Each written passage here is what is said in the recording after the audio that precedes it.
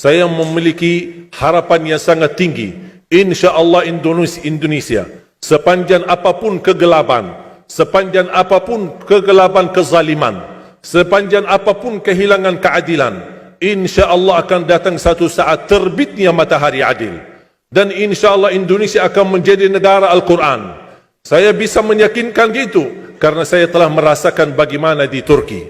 Turki negara sekuler yang ratusan tahun serangi Islam, ratusan tahun menabaikan Islam, tidak boleh kumandangkan azan dalam bahasa Arab, tidak boleh ada rumah tahfiz, tidak boleh ada pesantren, tidak boleh belajar agama, tidak diberikan anak-anak kita bisa belajar dengan sendirinya Al-Quran. Semuanya dilarang dengan keras, bahkan terancam orang-orang yang melanggar aturan itu.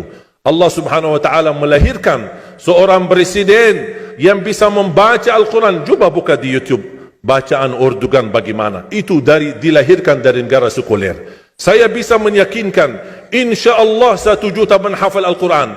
Dan bapa ibu mudah-mudahan masih punya umur akan mendengar pengumuman besar. Imam besar salat Idul Fitri dan Idul Adha sekaligus khatib adalah Presiden Republik Indonesia menghafal Al-Quran.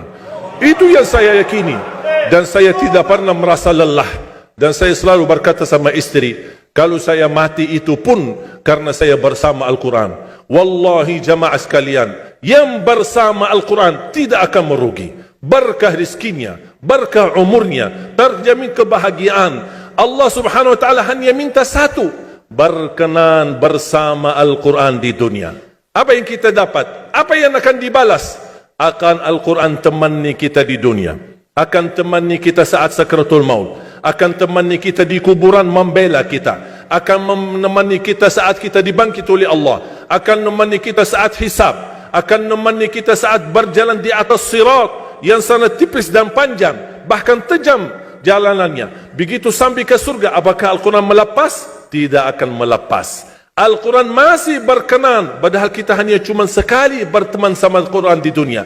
Dia begitu luar biasa panjangnya bertemanan sama kita sampai ke surga. Bahkan akan temani kita masuk surga. Sebagaimana bersabda Rasulullah SAW, yuqalu liqari'il Quran, ahlul Quran di dunia yang kesibukannya baca, kesibukannya hafal, tidak membuangkan waktu sia-sia, selalu bersama Al-Quran. Allah suruh dia, bacalah dalam surgamu, naik derajatmu. Baca, naik lagi, tambah lagi baca, naik lagi. Sampai di posisi mana pun anda berhenti baca, disitulah posisimu di dalam surga. Bagaimana kata Siti Aisyah di riwayat Imam Muslim, jumlah tingkatan-tingkatan dalam surga Allah sesuai jumlah ayat Al-Quran.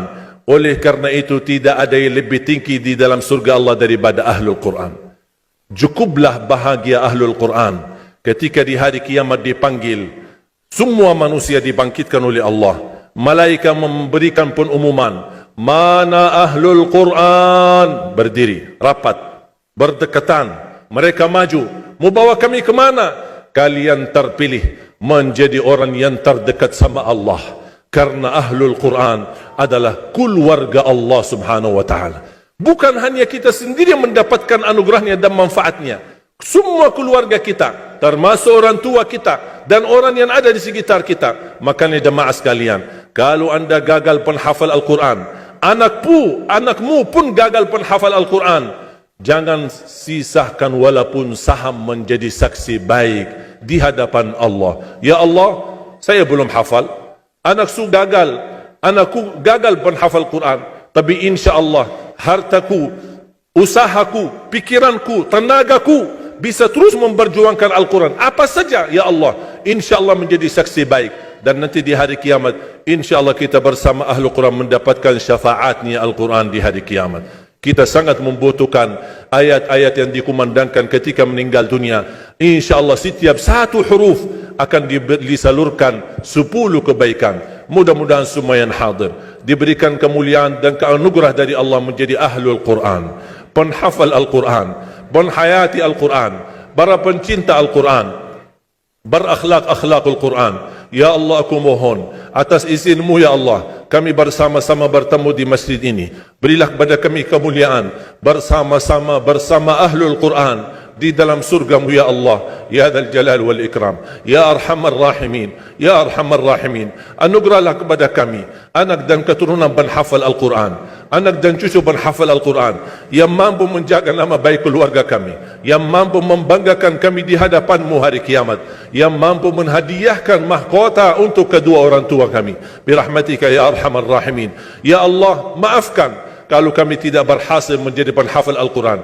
Tapi ya Allah, kami kurbankan nyawa kami, harta kami, usia kami, tenaga kami, pemikiran kami, ilmu kami untuk Al-Quran, agar Indonesia ke depan menjadi negara Al-Quran, agar Indonesia menjadi contoh terbaik untuk mata dunia, agar bisa kita melahirkan. Karena saya meyakinkan ya Allah, dan kami semua meyakinkan, terjamin masa depan Indonesia baldatun tayyibatun wa rabbun ghafur kalau selalu bersama Al-Quran. اغفر لنا ولوالدينا ولجميع المسلمين والمسلمات والمؤمنين والمؤمنات الأحياء منهم والأموات. ربنا آتنا في الدنيا حسنة وفي الآخرة حسنة وقنا عذاب النار.